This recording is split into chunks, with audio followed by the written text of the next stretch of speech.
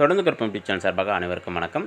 பிடிபிஆர்டி பணி நியமனத்தை பொறுத்தவரையிலும் பார்த்திங்க அப்படின்னா, நீதிமன்றத்தில் வழக்கு இருக்கிறதால பணி நியமனம் வழங்க முடியாமல் தள்ளி போயிட்டுருக்கு. இது எல்லாருக்குமே தெரிஞ்சது தான். இதில் மதுரை உயர்நீதிமன்றத்தில் தடை விதித்தாங்க. அதை எதிர்த்து வந்து பார்த்திங்கன்னா டபுள் பெஞ்சுக்கு போனாங்க. டபுள் பெஞ்ச் வந்து நீங்கள் சிங்கிள் பெஞ்சிலே போயிட்டு அப்பீல் பண்ணி வாங்கிக்கங்க அப்படின்னு சொல்லிட்டாங்க. இதுதான் அங்கே நடந்தது. இது எல்லாருக்குமே தெரியும். இப்போ நீங்கள் பார்க்குறது வந்து பார்த்திங்க அப்படின்னா, பிஜிடிஆர்பி 2020-21 அந்த வந்த நோட்டிஃபிகேஷனில் நடந்த எக்ஸாமுக்கு வந்த ஆன்சர் கீ, ஃபைனல் கீ. இதுதான் வந்து ஃபைனல் கீ. இதில் நீங்கள் ஒவ்வொரு பாடத்துக்கும் பார்த்திங்க அப்படின்னா, ஒவ்வொரு பாடத்துக்கும் ஆன்சரும் சேஞ்ச் ஆகிருக்கும். அடுத்து வந்து பார்த்திங்க அப்படின்னா ஸ்டார் கொஸ்டினும் வந்திருக்கும். நீங்கள் எல்லா பாடத்துக்குமே வந்து பார்த்திங்கன்னா தெரியும். இது வந்து டிஆர்பி வெப்சைட்லேயே இருக்கும். அதை நீங்கள் நோட் பண்ணி பார்த்தீங்கன்னாவே உங்களுக்கு தெரியும். இதில் பாருங்கள், ஒவ்வொரு பாடத்துக்குமே இருக்கும். இப்போ தமிழில் பாருங்கள், தமிழில் செஷன் 1 இருக்கும். இதில் வந்து பார்த்திங்கன்னா 3 ஸ்டார் கொஸ்டின் இருக்குது. 2 வந்து பார்த்திங்கன்னா ஆன்சர்ஸ் சேஞ்ச் இருக்குது. அதே மாதிரி வந்து பார்த்திங்கன்னா தமிழ் 2ல் வந்து அதே மாதிரி கொடுத்துருக்காங்க, ஆன்சர் சேஞ்ச் பண்ணியிருக்காங்க. அதே மாதிரி சைக்காலஜியில் ஆன்சர்ஸ் சேஞ்ச் பண்ணியிருக்காங்க. காமர்ஸ் பாடத்தில் இருக்குது. அதே மாதிரி பார்த்திங்கன்னா இந்தியன் கல்ச்சர் எல்லா பாடத்துலையுமே இருக்குது.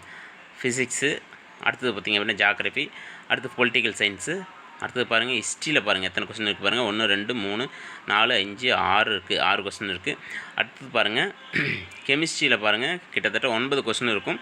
இந்த 9 கொஸ்டின் அதே மாதிரி பார்த்திங்க அப்படின்னா ஒவ்வொரு பாடத்துக்கும் இதே மாதிரி இருக்குது. இப்போ இதில் என்ன நடந்தது அப்படின்னு பார்த்திங்க அப்படின்னா, இந்த ஸ்டார் கொஸ்டினுக்கு எல்லாமே வந்து அந்த கொஸ்டினையே எடுத்துட்டாங்க. மீதி எத்தனை இருந்ததோ அதுக்கு மட்டும்தான் அவங்க எவாலுவேஷன் பண்ணாங்க. அதுக்கு மட்டும்தான் வந்து அவங்க ஃபைனல் அந்த சிவி லிஸ்ட் அந்த மார்க் விட்டு அதுக்கு தான் சிவி பண்ணாங்க. இதுதான் வந்து முன்னே நடந்தது. அதனால் ஸ்டார் கொஸ்டின் வந்து நிறைய வந்துடுச்சு அப்படின்றத நீங்கள் இதுக்கு முன்னாடி வந்து நடந்த எக்ஸாம்லேயும் ஸ்டார் கொஸ்டின் வந்து தான் இருக்குது அப்படின்றதுக்கு தான் இதை நான் காமிக்கிறேன். கெமிஸ்ட்ரியில் மட்டும் பார்த்திங்க அப்படின்னா 9 ஸ்டார் கொஸ்டின் வந்திருக்கு. இந்த ஸ்டார் கொஸ்டின்லாம் வந்து ஒன்று நீக்கியிருக்காங்க. இந்த டைம் என்ன பண்ணியிருக்காங்க, அந்த ஸ்டார் கொஸ்டினுக்கு வந்து புதுசாக மார்க் கொடுத்துருக்காங்க. இதுதான் இதில் நடந்திருக்கு. இதுதான் வந்து பார்த்திங்க அப்படின்னா வழக்காக போயிருக்கு. இப்போ இந்த வழக்கு வந்து பார்த்திங்க அப்படின்னா முதல்ல ஒரு குரூப் வந்து பார்த்திங்க அப்படின்னா நமக்கு இந்த ஸ்டார் கொஸ்டின் நிறைய எல்லாருக்குமே கொடுத்துருக்காங்க. அதனால் வந்து பார்த்திங்க அப்படின்னா எல்லாருக்கும் கொடுக்காம இருந்தால் நம்ம வந்திருப்போம் அப்படின்னு சொல்லிட்டு ஒரு சிலர் நினச்சி வழக்கு தொடுத்தாங்க. அவங்க வந்து பார்த்திங்க அப்படின்னா நம்ம இன்னும் ஒரு 2 மார்க் 3 மார்க் வந்துட்டால் நம்ம சிவிக்குள்ளே போயிடலாம், இல்லை பணி வாய்ப்பு கிடைக்கும் அப்படின்ற மாதிரி கேஸுக்கு போனாங்க. அடுத்தது இருக்கிற குரூப் என்ன அப்படின்னு பார்த்திங்க அப்படின்னா, சிவிக்கே வர முடியாத நிறைய பேர் இருக்காங்க இல்லைங்களா. அவங்களாம் வந்து பார்த்திங்க அப்படின்னா நமக்கு சிவியே வரல, மறுபடியும் ஒரு பரீட்சை வச்சா மறுபடியும் நம்ம பரீட்சை எழுதி நம்ம சிவியை பணி வாய்ப்பு பெற்றுக்கலாம் அப்படின்ற மாதிரி இன்னொரு குரூப் யோசிக்கிறாங்க. இது ஒரு குரூப். அடுத்ததாக வந்து பார்த்திங்க அப்படின்னா அடுத்தவங்க வந்து பார்த்திங்கன்னா இன்னொரு குரூப் வந்து அதாவது நியமனத் தேர்வில் பாஸ் பண்ணால் எல்லாருக்கும் வேலை கொடுத்துடணும் அப்படின்ற மாதிரி கோரிக்கை வைக்கிற குரூப் ஒன்று இருக்குது. அது எப்படி கொடுப்பாங்க அப்படின்றது தெரியல. எத்தனை டிஎன்பிஎஸ்சி எக்ஸாம் நடந்திருக்கு, எத்தனை டிஆர்பி எக்ஸாம் நடந்திருக்கு, எல்லாருமே வந்து பார்த்திங்க அப்படின்னா அந்த எலிஜிபிள் மார்க்கை நிறைய பேர் எடுத்திருப்பாங்க. இப்போ வந்து பார்த்திங்க அப்படின்னா நமக்கு 40 மார்க் எலிஜிபிள்னா 40 எடுத்து எல்லாருக்கும் வேலை கொடுத்துட முடியுமா அப்படின்றத அவங்க யோசிக்கணும். இவங்க 10ஆம் பொதுவாக வந்து பார்த்திங்க அப்படின்னா நியமனத் தேர்வு எழுதின எல்லாருக்கும் அதாவது வந்து பணி நியமனம் வாங்கிடணும் அப்படின்ற மாதிரி ஒரு கோரிக்கை வைக்கிறாங்க. இதில் இன்னொரு குரூப் இருக்குது. இதில் என்ன அப்படின்னு பார்த்திங்க அப்படின்னா மறுபடியும் வந்து 2013-17 பேட்ச் போராட்டத்துக்கு வாங்க அப்படின்ற மாதிரி ஒரு குரூப் அழைச்சிட்டு இருக்குது. இப்போ இதுக்கு முன்னாடி நடந்த போராட்டங்கள் வந்து பார்த்திங்கன்னா வலிமையான போராட்டங்கள் நடத்தினாங்க. அதாவது இந்த நியமனத் தேர்வே வைக்காத முன்னாடி வந்து பார்த்திங்க அப்படின்னா 149 ஜிஓ நீக்கணும், எங்களுக்கு ஏதோ ஒரு முறையில் சீனியாரிட்டி முறையில் பணி வாய்ப்பு வழங்கணும் அப்படின்னு சொல்லிட்டு நிறைய போராட்டம் நடத்தினாங்க. ஒரு போராட்டத்தில் வந்து பார்த்திங்க அப்படின்னா உயர்கல்வித்துறை அமைச்சர் திரு பொன்முடி அவர்களே வந்து பார்த்திங்க அப்படின்னா பழசார் கொடுத்து கழிச்சார். அடுத்தது இன்னொரு போராட்டம் இன்னும் வலிமையாக நடந்துச்சு.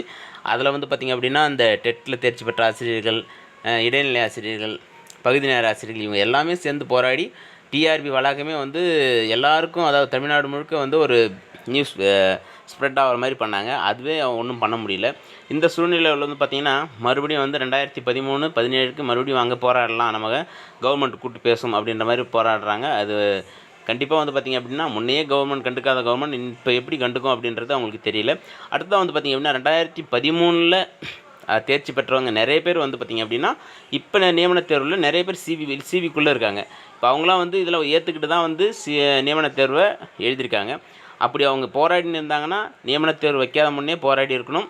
நியமனத் தேர்வு வேண்டாம் அப்படின்னு சொல்லிட்டு கடும் போராட்டம் எடுத்துருக்கணும். அதையெல்லாம் விட்டுட்டு பரீட்சையும் எழுதி பார்த்துட்டு இன்றைக்கி வேலை கிடைக்கல, அதாவது சிவிக்கே போக முடியலன்னும் போது மறுபடியும் ஒரு போராட்டத்தை போகிறாங்க. இது மாதிரி ஒரு குரூப் இருக்குது.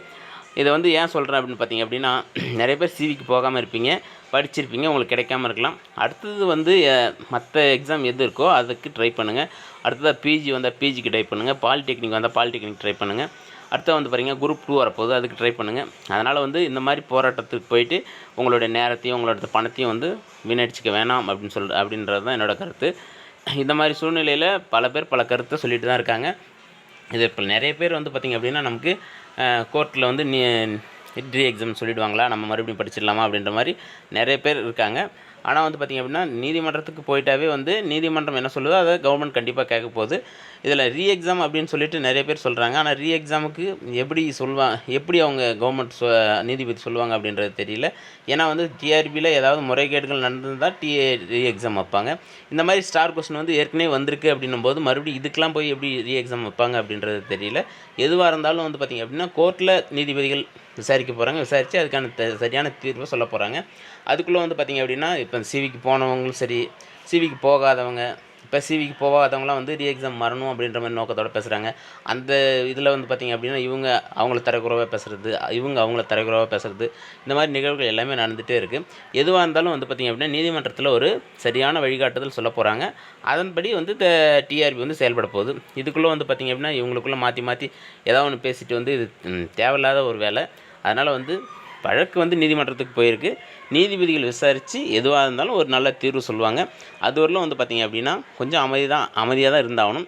சிவிக்கு போயிட்டு வந்துட்டோம், நமக்கு சீக்கிரமாக வேலை கிடச்சிடணும் அப்படின்னு ஒரு அவளோட காத்துட்டு இருந்திருப்பீங்க. எல்லாேருக்கும் அது இருக்கிறது தான். ஏன்னா நமக்கு சிவிக்கு போயிட்டு வந்துட்டோம், உடனே வந்து இன்னும் ஒரு வாரத்துக்குள்ளே நமக்கு ஃபைனல் லிஸ்ட்டை விட்டு நமக்கு கவுன்சிலிங் நடத்திடுவாங்க அப்படின்ற ஒரு நம்பிக்கையோடு காத்துட்டு இருந்திருப்பீங்க. இப்போ திடீர்னு வந்து தள்ளி போகுது அப்படின்னும்போது வருத்தமாக இருக்கும். ஒவ்வொரு நாளும் நமக்கு போகிறது கஷ்டமாக தான் இருக்கும். ஆனால் எல்லாத்தையும் நம்ம கடந்து போய் தான் ஆகணும். ஏன்னா நீதிமன்றத்துக்குன்னு போயிட்டாவே வந்து இன்றைக்கி அடுத்த வாரத்துக்கு கேஸ் வருது அப்படின்னு சொல்லுவாங்க. அப்போ அடுத்த வாரத்தில் நமக்கு அடுத்த வாரத்தில் கேஸ் வருது, நமக்கு ஏதாவது ஒரு தீர்வு சொல்லிவிடுவாங்க அப்படின்னு சொல்லிட்டு நம்ம நினச்சிட்டு இருப்போம். ஆனால் கண்டிப்பாக அது நடக்காது.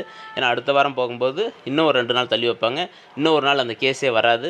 இன்னும் ஒரு நாளில் எதிர்த்தரப்பு வரமாட்டாங்க. அந்த மாதிரி நிறைய பிரச்சனை இருக்குது. அதனால் வந்து நீதிமன்றத்துக்கு போயிடுச்சுன்னா கொஞ்சம் தள்ளி தான் போகும். எல்லாமே பொறுத்து இருந்து தான் ஆகணும். அதனால் வந்து கொஞ்சம் பொறுத்துருங்க.